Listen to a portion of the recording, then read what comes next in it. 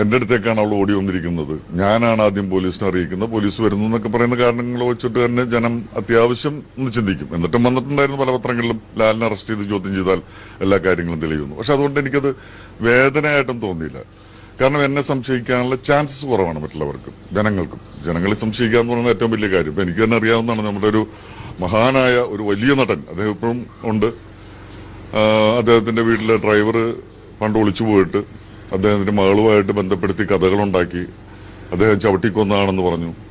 കാലങ്ങളോളം അദ്ദേഹം അതിന്റെ ദുരിതം അനുഭവിച്ചു, എല്ലാം നഷ്ടപ്പെട്ടു. അദ്ദേഹത്തിന് സ്റ്റുഡിയോ ഉണ്ടായിരുന്നു, അതെല്ലാം പോയി മാനസികമായി തകർന്ന് വർഷങ്ങൾക്ക് ശേഷം ആ ഡ്രൈവർ തിരിച്ചു വന്നു.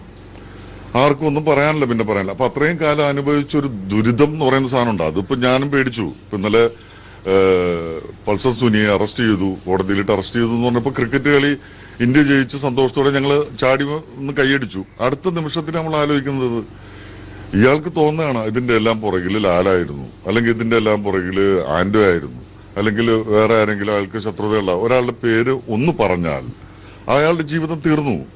പിന്നെ എല്ലാവരും അതിന്റെ പുറകെ കഥകളുമായിട്ട് മുമ്പോട്ട് പോകുന്നുള്ള കാര്യത്തിൽ യാതൊരു സംശയമില്ല. പിന്നെ അതൊക്കെ തെളിയിക്കപ്പെടുക എന്നൊക്കെ പറയുന്നത് പിന്നീടുള്ള കാര്യമാണ്. നമ്മൾ ഒന്നും ആയിരുന്നില്ല, നമുക്ക് ഇതിനകത്ത് കുറ്റം ചെയ്തിട്ടില്ല എന്നൊക്കെ തെളിയിക്കാൻ പറ്റുമായിരിക്കും, ഉറപ്പായിട്ടും തെളിയിക്കാൻ പറ്റും. കാരണം തെളിവുകൾ ഉണ്ടാക്കാനും കാര്യങ്ങളൊക്കെ കൃത്യമായിട്ട് പറ്റും. പക്ഷെ അത് തെളിയിക്കപ്പെടുന്നവരുള്ളൊരു സമയം എന്ന് പറയുന്നത് അത് ഭീകരമായിരിക്കും. നമ്മുടെ ജീവിതം താറുമാറാക്കുന്ന ഒരു അവസ്ഥയിലേക്ക് അത് കൊണ്ടുപോകും.